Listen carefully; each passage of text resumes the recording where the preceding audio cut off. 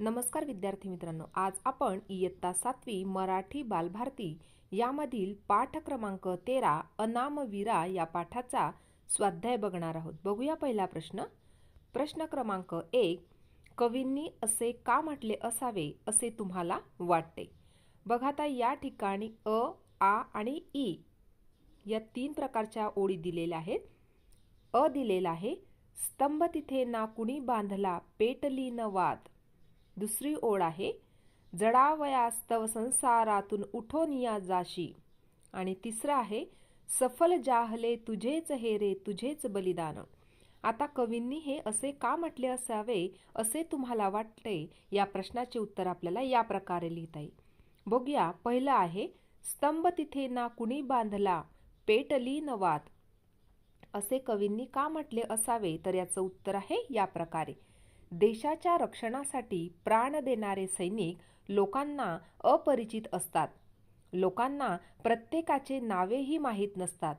म्हणून कवी म्हणतात, देशासाठी प्राण देणाऱ्या सैनिकांनी जिथे प्राण सोडले तिथे त्यांचे कुणी स्मारक उभारले नाही की स्मृतीला अभिवादन करण्यासाठी एक पवित्र ज्योत पेटवली नाही। पुढचं बघणार आहोत। आ दिलेला आहे, जडावयास्तव संसारातून उठून या जाशी। याचं उत्तर आहे या प्रकारे, सैनिकाचे जीवन असे असते की एकदा का लढाई सुरू झाली की त्याला घरातून कुठल्याही परिस्थितीत कर्तव्यास हजर राहावेच लागते।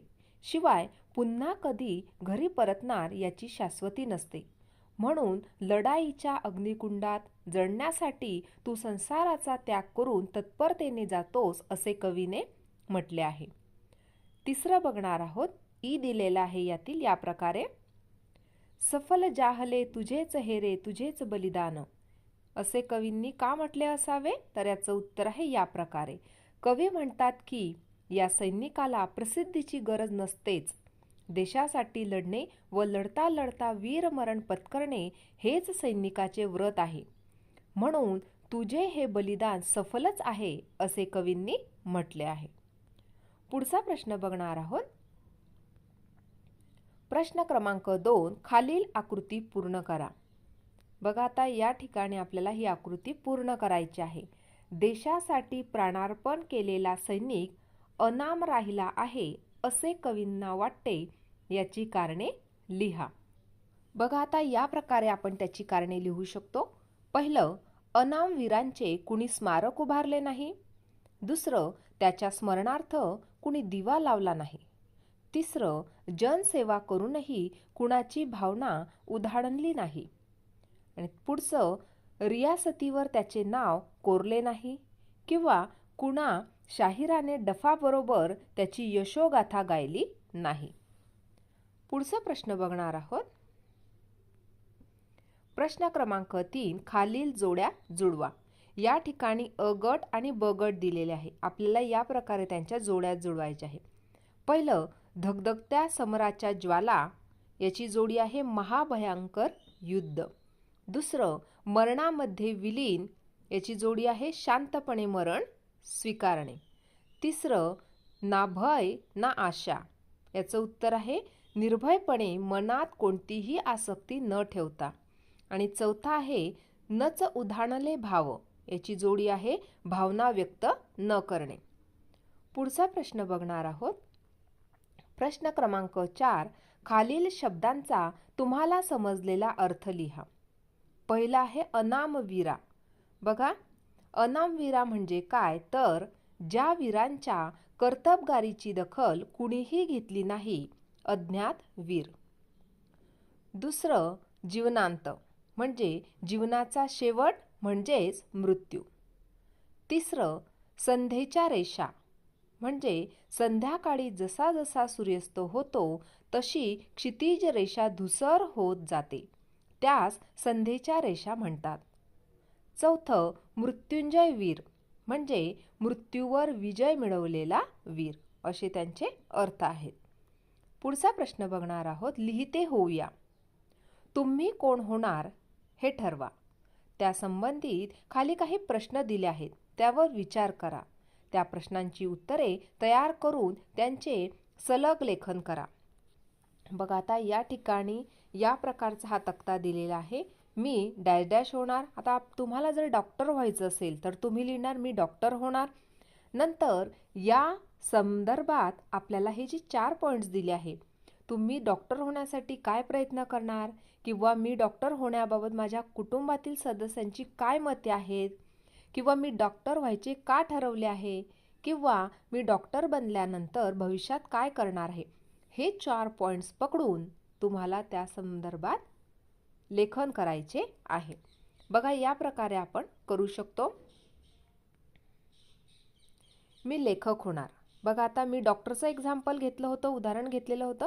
आता या ठिकाणी आपण लेखक होणार असं जर उदाहरण घेतलं तर त्या संदर्भात आपल्याला सलग लेखन या प्रकारे करायचं आहे. लिहिलं आपण मी लेखक होणार. बालपणापासूनच मला वाचनाची व लेखनाची आवड आहे.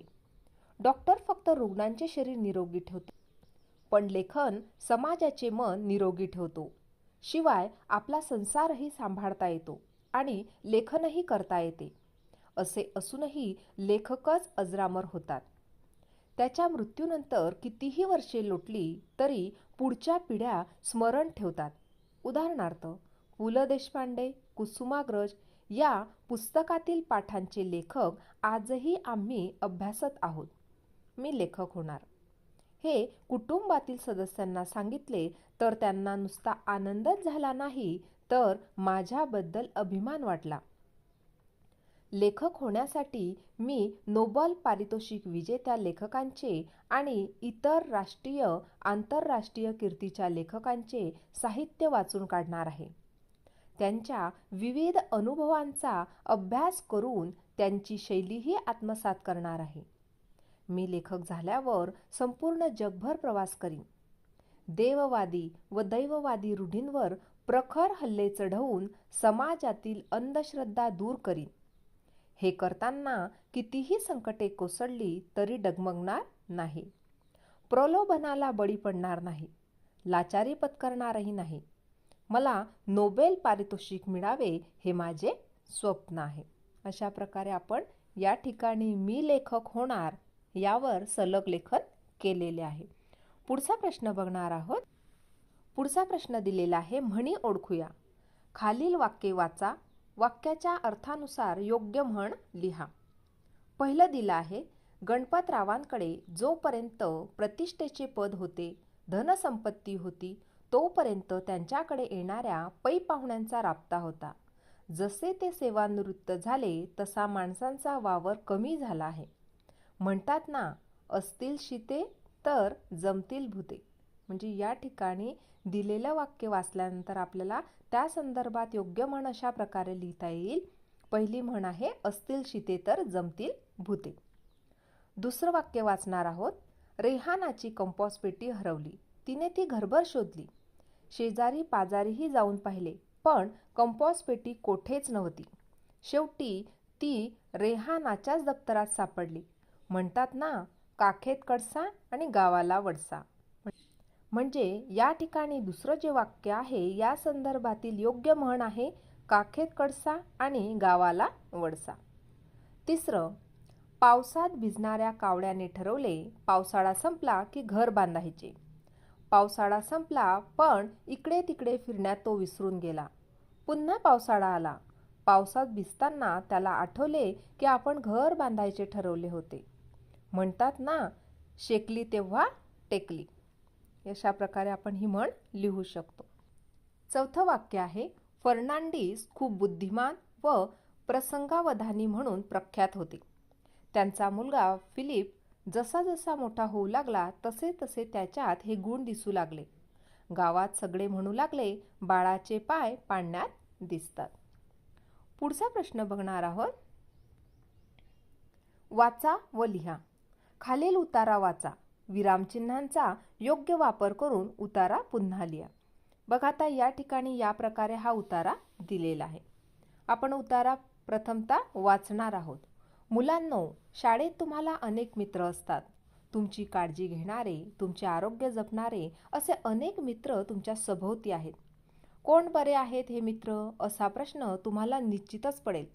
आपल्याला फळे, फुले, सावली देणारे वृक्ष आपल्याला पिण्यासाठी पाणी देणाऱ्या नद्या, श्वसनासाठी ऑक्सिजन देणारी हवा, आपण ज्यावर निवांतपणे राहतो अशी जमीन, अर्थातच आपल्या सभोवतालचा निसर्ग हाच आपला खरा मित्र आहे.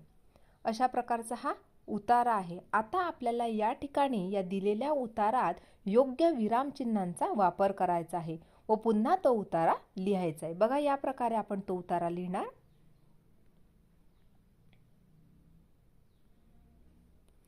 बघा, या प्रकारे आपण तो उतारा लिहिलेला आहे. मुलांनो, स्वल्पविराम. शाळेत तुम्हाला अनेक मित्र असतात, फुल स्टॉप, पूर्णविराम द्यायचा आहे. तुमची काळजी घेणारे, तुमचे आरोग्य जपणारे असे अनेक मित्र तुमच्या सभोवती आहेत. कोण बरे आहेत? पूर्णविराम. हे मित्र प्रश्नचिन्ह. असा प्रश्न तुम्हाला निश्चितच पडेल. स्वल्पविराम. आपल्याला फळे, स्वल्पविराम, फुले, स्वल्पविराम, सावली देणारे वृक्ष, स्वल्पविराम, आपल्याला पिण्यासाठी पाणी देणाऱ्या नद्या, स्वल्पविराम, श्वसनासाठी आणि ऑक्सिजन देणारी हवा, स्वल्पविराम, आपण ज्यावर निवांतपणे राहतो अशी जमीन, स्वल्पविराम, अर्थातच आपल्या सभोवतालचा निसर्ग हाच आपला खरा मित्र आहे. उद्गारवाचक चिन्ह. अशा प्रकारे आपण या ठिकाणी या उतार्यामध्ये योग्य प्रकारच्या विरामचिन्हांचा वापर केलेला आहे. पुढचा प्रश्न बघणार आहोत. लिहिते होऊया. तुम्हाला काय करायला आवडते ते सांगा. त्यासंबंधी खाली काही प्रश्न दिले आहेत, त्यावर विचार करा व लिहा. पहिलं, तुमचा आवडता छंद कोणता? त्यासाठी दिवसभरात तुम्ही किती वेळ देता? बघा, आता या ठिकाणी पहिल्या प्रश्नाचं उत्तर आहे या प्रकारे. माझा आवडता छंद म्हणजे वाचन. मला गोष्टींची पुस्तके वाचायला आवडतात. मी दिवसभरात 1-1.5 तास या छंदाला वेळ देतो. दुसरा प्रश्न आहे, तुमच्या आवडत्या छंदाबाबत तुमच्या घरातील व्यक्ती तुम्हाला कोणती मदत करतात? याचं उत्तर आहे या प्रकारे. मला माझे आई-बाबा गोष्टीची पुस्तके आणून देतात. तसेच सार्वजनिक वाचनालयाचा मी सभासद आहे. अशा प्रकारे आज आपण पाठ क्रमांक 13 अनामविरा या पाठाचा स्वाध्याय पाहिला. आजचा व्हिडिओ कसा वाटला ते नक्की कॉमेंट करून कळवा आणि व्हिडिओला लाईक, शेअर आणि सबस्क्राईब करायला विसरू नका. धन्यवाद.